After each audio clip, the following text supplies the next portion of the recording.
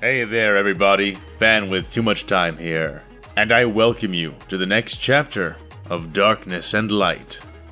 In this audio drama, you, the audience, get to control not only what occurs within the narrative, but what may happen to the characters, who they may encounter, and the very context of the world itself. Please hang around after the video is done for more detailed instructions on how you may influence the story and make your will known in the comments. Additionally, if you would like to support the writing that I do, both here and in other places, please consider checking out my free comic book, The Red Hunt. Its Kickstarter is in the description below. Please join in, even $1 helps more than you can possibly imagine.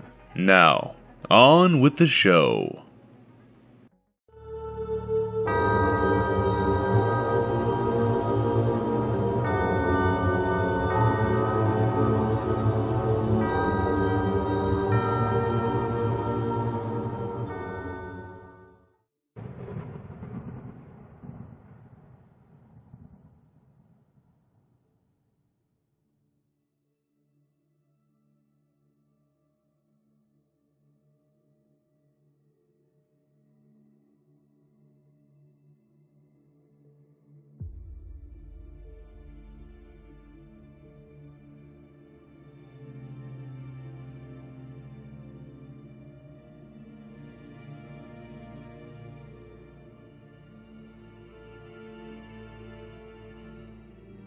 Hearken now to the threads of the world, and read within them the struggles born of the great game between darkness and light. In the age before ages, when the three moons were clear and not a scar laid between them, life waged its crucible. The war of blood rampaged between all things, an unbroken conflict which only escalated. These were the purest wars, those fought without minds by beings that barely were, in a world which was new and rich in all things. And what prize was there to be won in all of this? What could be gained by the birth of teeth, the hardening of bone, and the thickening of blood? Nothing short of definition, of the right to exist at all. The First Age dragged on for immeasurable time, but in the end, even that time passed, and one day, eyes blinked open upon the world, and a mind was born behind them. Thought, awareness, and a new dimension of existence came to be, heralding the end of the First Age of life, and giving rise to the First Age of minds. From these minds came many forms of beast, some more cunning, some more cruel, and others of different natures besides. Of the many minds, only a few could transform into true minds, capable of not only awareness, but of full expression, and by it, greater sensation. And thus the seeds of the game began to blossom at last. For the battlefield of good and evil could only be waged upon the three pinnacles of flesh, thought, and spirit. No fewer than these three would do. In the lands of the true East, upon the western shores and jungles of the First World, then known as Meermen by the things which could speak, were born two brothers of a mother beast. But though parented by beasts, the nature of the brothers was not bestial. They rose to stand upon 2 feet, at least at times, and made themselves larger than they would first seem. By cunning and by cruelty, they became leaders of their pack, and by competition and want for power, they competed. In brutal fashion, the clever brother was cast down, and the cruel brother, by betrayal of trust given, rose victorious. Darkness sought to claim that day, but in the end, light demanded no glory for its victory, and, in spite of the cruelty which had given him his power, the victorious brother was inspired to mercy and banished his sibling in place of gnawing upon his bones. Thus did the clever brother flee the Greenlands and enter the ancient wastes. The cruel brother took a wife of the beast from whence they came, and the clever brother could find no comfort or companion for himself. In suffering, the clever brother made offerings to the spirits and bade his tale not be ended in such misery. And so it was that the spirits of the wastes took pity upon him. They led him to an oasis where he could drink from their basin in place of drink from the blood of the things he found, and eat of the fruit which grew about their lands in place of the flesh of the things he caught. Thus, his body grew strong. In the night they danced with him and taught him of the stars, their movements, and their importance, of which his brother and people knew nothing, for the jungle obstructed such things. In the light of day, they taught him how to follow the sound of water, of the sorcery whispered by the driest winds. Thus his mind was not dulled in spite of his solitude, but strengthened. And yet, in spite of their efforts, the spirits knew not how to find him a companion, and his soul began to wither beneath his thoughts and flesh. Thus did the spirits of the wastes go before the spirits of the choirs. The choirs were storms upon the world, their focus is elsewhere, seeing and looking upon the drafting of their own great creations.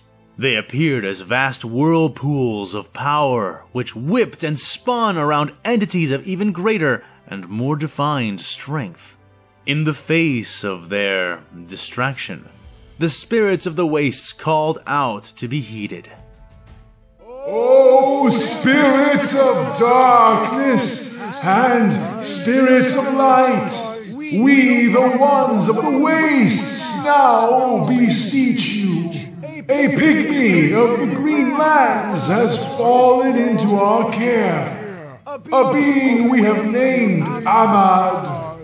We feed his body and we nurture his mind, but his spirit suffers alone, and we cannot be the companions he needs. Were we to return him, he would surely die a meaningless death.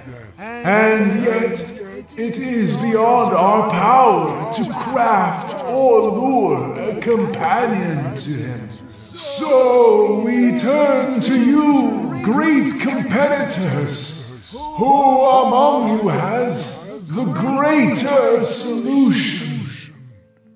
They called to either choir. If they were ignored, they would be forced to look elsewhere, if there was anywhere else to look at all. However, it was possible that both choirs could answer, creating, luring, or otherwise fashioning a companion for the guarded one of the wastes. It was possible even that they would not answer with a solution, but with judgment, sending not a blessing, but a curse. All of this was yet to be seen.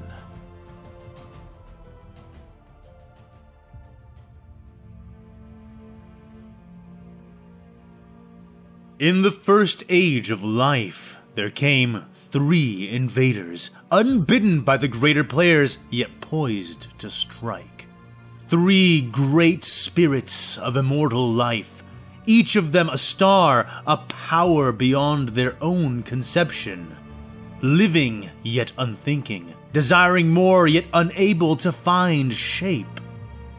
But the shapes they lacked the limits to find were soon witnessed by them from the night sky, and they came hurtling towards them, desiring the budding forms born within the war of blood. They approached within wreaths of unthinking hostility, and their sudden approach was unappreciated by both the creator and the adversary. The hand of light and the fist of darkness raised in unison, and the 3 immortal spirits were shorn between them. Reduced to near destruction, yet unable to end or die.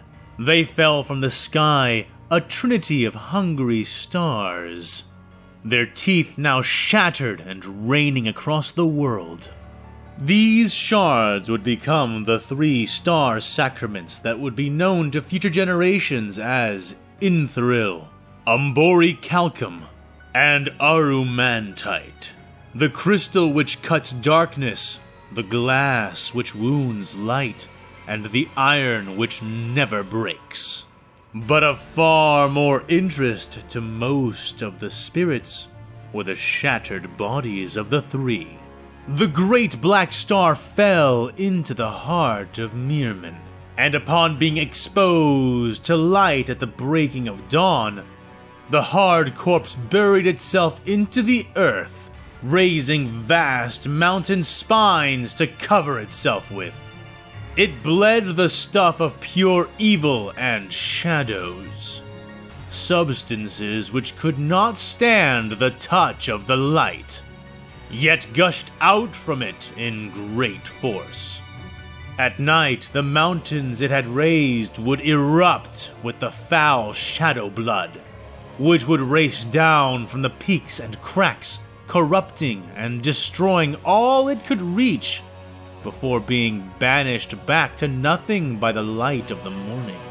The day beacon fell upon the other horizon, slamming into the existing mountains of the western continent of Linvadra.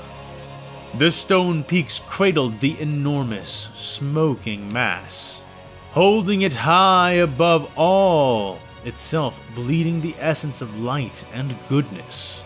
Even when the sun set, the light never left Linvadra from that day, allowing vast forests and incredible varieties of life to emerge and thrive.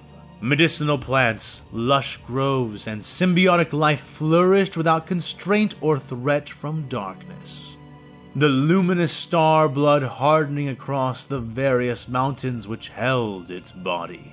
The 3rd immortal star, known only as the Grey, splashed into the ocean between the 2 continents, coming to rest deep beneath the waves, close to the lands of Andoran, which stood in the center of the world. Its odd body was hidden beneath storms and waves, and its blood mixed with the waters of the oceans and the shores of the nearby lands, making all which absorbed it large and hearty. Within the deepest caverns of the small continent of Andoran, the silver blood flowed and flooded, transforming all it touched. The pieces of their broken bodies were moldable, existing both within the spirit world and the physical world simultaneously. The great black star fell into the hands of the Black Choir, and the day beacon was claimed by the Choir of Light. The fallen stars could be used to create items, spells, beings, weapons, almost anything one could imagine, though they were finite. The various shards of their bodies could be utilized now or later. The only exception was the Grey, which was claimed by none and hidden from all.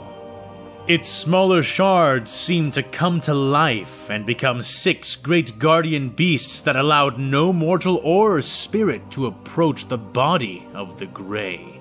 Whether it had been claimed by some third force or was still under the power of its own broken will was entirely unclear to nearly all beings. What was clear, however, was that whatever its nature, the Grey posed a grave menace to the balance of the game. But whether the spirits chose to act upon it now or wait until the threat became more defined was a matter the choirs had not yet decided upon.